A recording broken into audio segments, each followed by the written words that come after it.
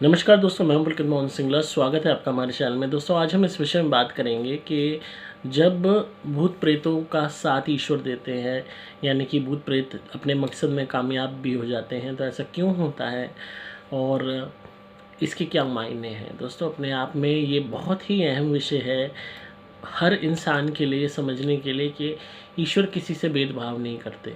अक्सर लोग, जब भूत प्रेत ब्यादा की मैं बात करता हूँ, नेगेटिविटी की बात करता हूँ, कोई भी इंसान परेशान है नेगेटिविटी के कारण, भूत प्रेत ब्यादा के कारण, पोजेशन के कारण, या कोई पैरानॉर्मल एक्सपीरियंस उनको हुए हैं, तो लोग सीधा फ्रस्ट्रेशन में कहते हैं कि भूत प्रेत ख़त्म क्यों नहीं हो जाते, ये मर क्यों नहीं जाते, ये तबाह क्यों नहीं हो जाते, ये कम्प्लीटली वैनिश क्यों नहीं हो जाते। दोस्तों, ऐसा हो ही नहीं सकता, क्योंकि हम सब भी आत्माएं हैं, वो भी आत्माएं हैं।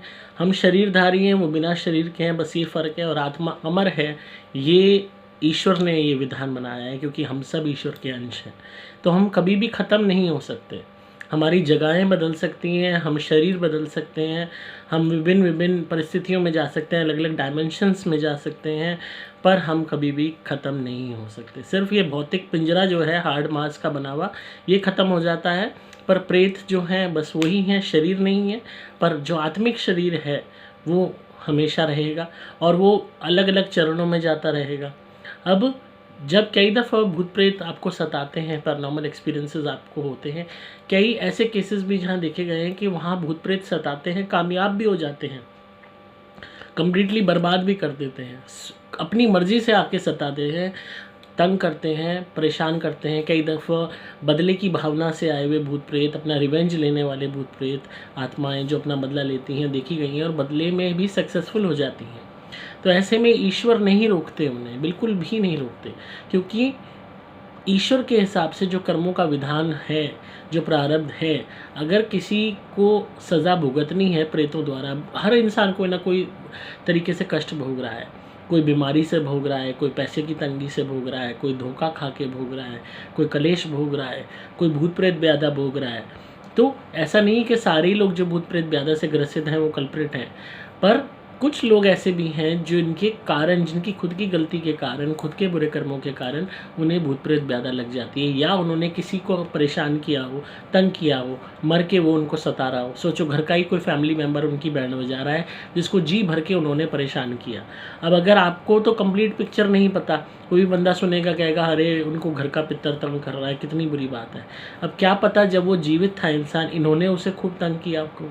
मेरे पास इतने सारे केसेस आते हैं जहाँ माँ बाप को जी भर के मारा, पीटा, रुलाया, तंग किया, मर के वो अब सेद रहे हैं। भाई को या बहन को तंग किया, वो मर के सेद रही है।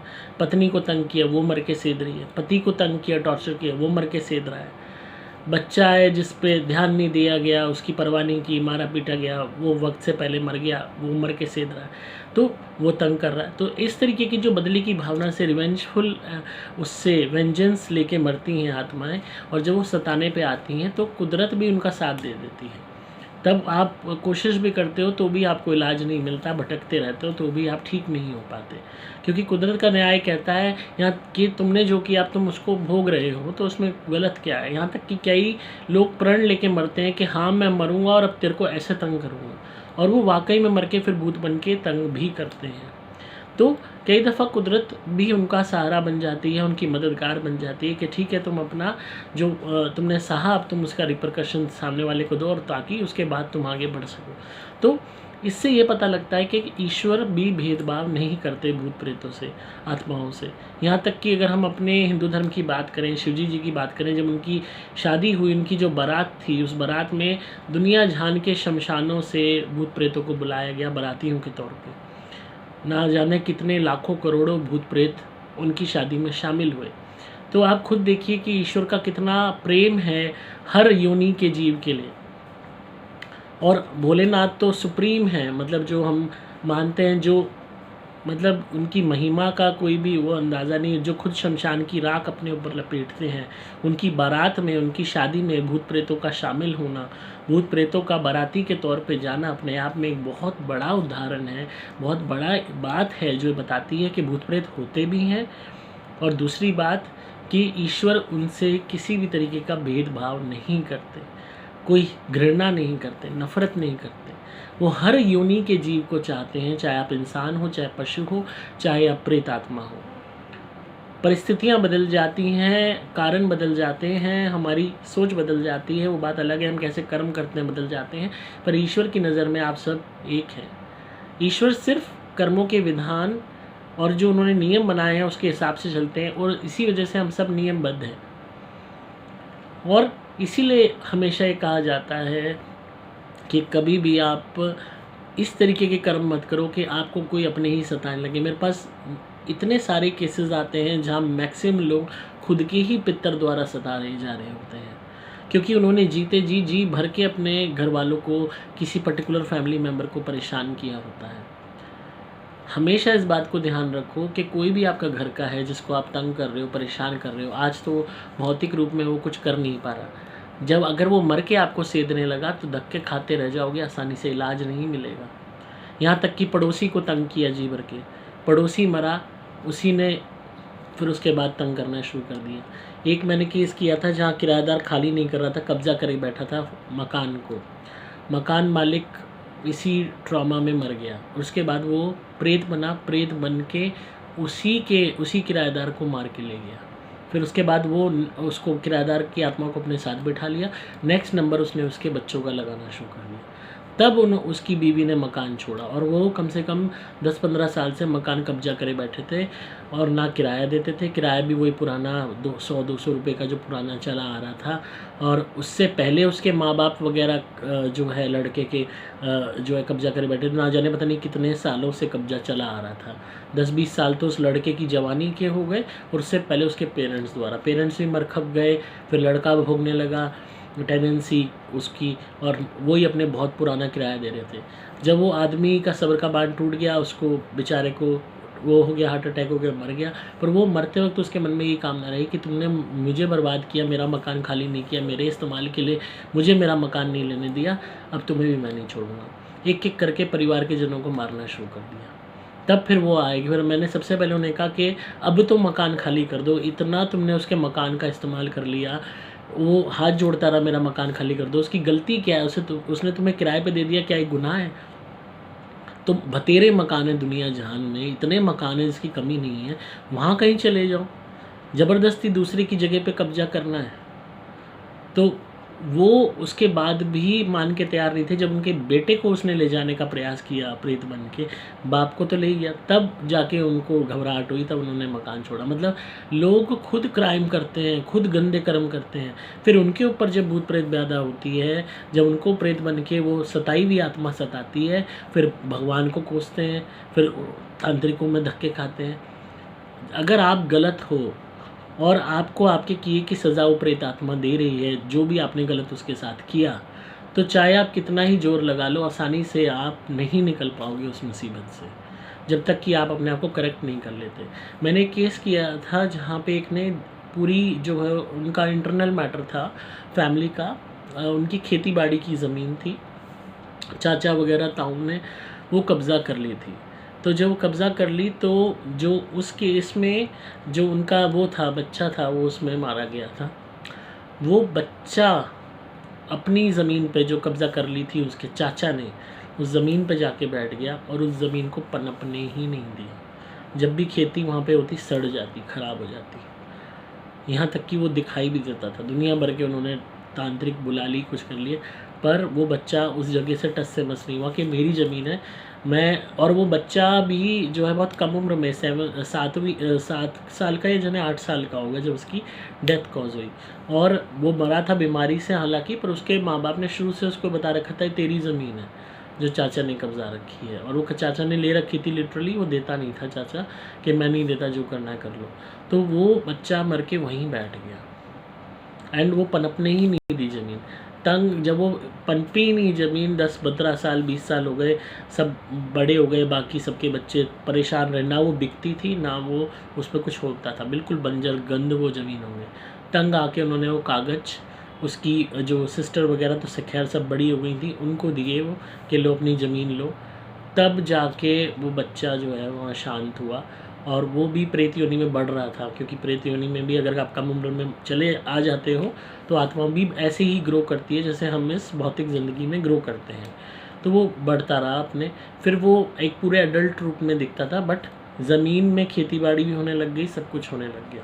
तो आप अगर किसी भी आत्मा को सता रहे हो, किसी को भी जीते जी सता रहे हो और वो मर के आपको फिर सता रहा है, तो फिर उसके बाद आप भगवान को दोष नहीं दे सकते, किसी को भी दोष नहीं दे सकते, फिर आप खुद गलत हो। फिर या तो ये है कि अपनी उस गलती को सुधार लो, आपने किसी का हक मारा है, किसी की ज़मीन कब्जाई है, दुकान कब्जाई है, किसी का वैसे फैमिली डिस्प्यूट में किसी की कोई चीज़ चोरी की है, कोई और चीज़ है, किसी का रिश्ता तोड़वाया है, किसी का रिश्ता ख़राब किया है, कहीं में भी आपने कोई आँच डाली है, कुछ भी किया है, तो उस चीज़ को रेक्टिफाई कर लो, माफ़ी मांग लो, कन्फेशन कर लो और उस चीज़ को सुधारने का प्रयास करो।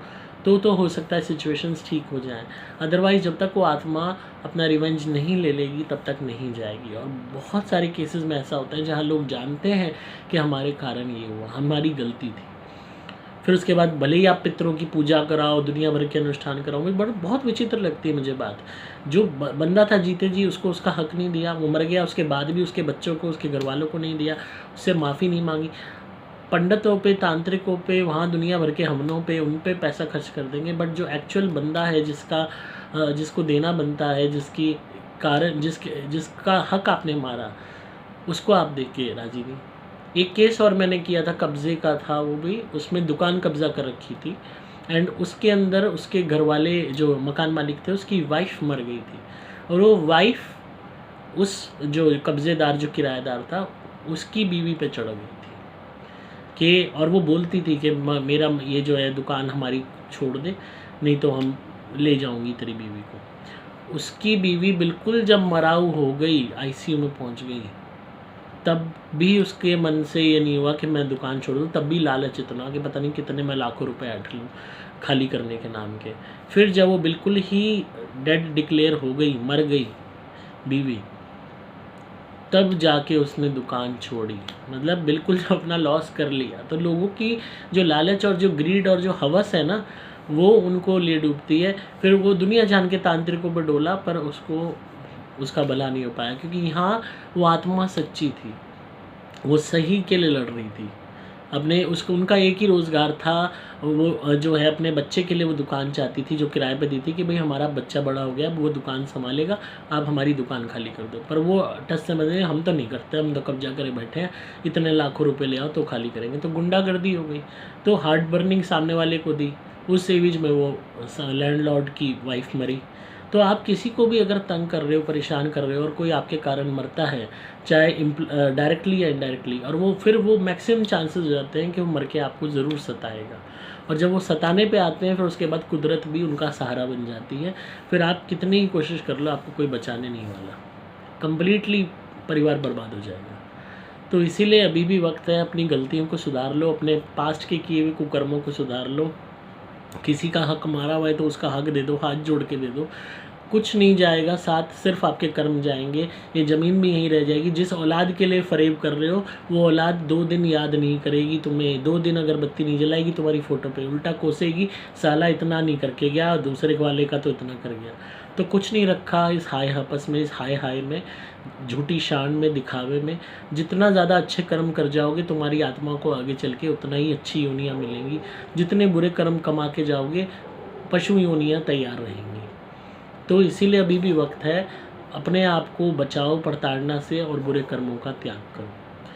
तो आई होप आपको आज की वीडियो पसंद आई होगी और आप इस बात पे गौर करेंगे। तो इसी तरह सुनते रहिए, प्यार देते रहिए, सब्सक्राइब कीजिए चैनल को, ताकि आपको पारलौकिक और आध्यात्मिक दुनिया का ज्ञान मिलता रहे। अगर आप किसी भी नेगेटिविटी से परेशान हैं तो आप हमारी धुनी मंगा सकते हैं। और हाँ, हमारी धुनी की खासियत क्या है, अब आप कहेंगे कि अगर हमें सज़ा मिल रही है तो फिर भूत प्रेत धुनी से कैसे भागेगा। जहाँ आप गलत हो और वो आत्मा सही है, तो उसके निमित्त रेगुलरली धुनी जलाओ और ये कहो कि भगवान इस फलाना आत्मा को शांति दे और मुक्ति प्रदान करे, ये शांत हो जाए और मुक्त हो जाए इस प्रेत योनि के बंधन से। और धीरे धीरे आप खुद नोटिस करेंगे कि वो शांत होने लगेंगी, क्योंकि जो शक्तियाँ जाएंगी साथ धुनी के, वो उनको यही शांति पहुँचाएंगी जो वाकई में एक आत्मा के लिए ज़रूरी है, और मुक्त करने का उन्हें प्रयास करेंगी। साथ में उसके बाद जैसे जैसे आपको रिलीफ आए, उसके बाद उस आत्मा के निमित्त मिठाई वगैरह खाने पीने की चीज़ें दान कर दिया करना, अगर वो आपके घर की आत्मा है तो। या कोई बाहर का भी है, आप उसको नोन है, आप जानते हो, जो आता है आवेश में या सपने में दिखता है, तो उसके निमित्त रेगुलरली धुनी जलाते हुए यही करना, भगवान इसकी आत्मा को शांति दे के प्रेत योनि से मुक्ति दे। अपने आप धीरे धीरे वो शांत होता जाएगा। बाद में उसके निमित्त मिठाई वगैरह दान कर देना, अपने आप देखोगे कि सब ठीक होने लगेगा। और अगर उसका कोई हक बनता है, कुछ पैसे लत्ते का, उसके सामान का, कोई ज़मीन जायदाद का, तो उसका हक उसको दे देना। उसकी जगह कब्जा रखी है तो खाली कर देना। अपने आप धीरे धीरे आप देखोगे चीज़ें ठीक होनी शुरू हो जाएंगी। आप सिंपली मोबाइल नंबर 8130331007 पे व्हाट्सएप मैसेज या कॉल करके धुनी मंगा सकते हैं। डिस्क्रिप्शन में आपको सभी डिटेल्स मिल जाएंगी। फ़ोन पे कंसल्टेशन बुक करके मुझसे फ़ोन पे बात कर सकते हैं अपने केस के विषय में। तो इसी तरह सुनते रहिए, प्यार देते रहिए। मैं हूँ आपका दोस्त पुलकित मोहन सिंगला।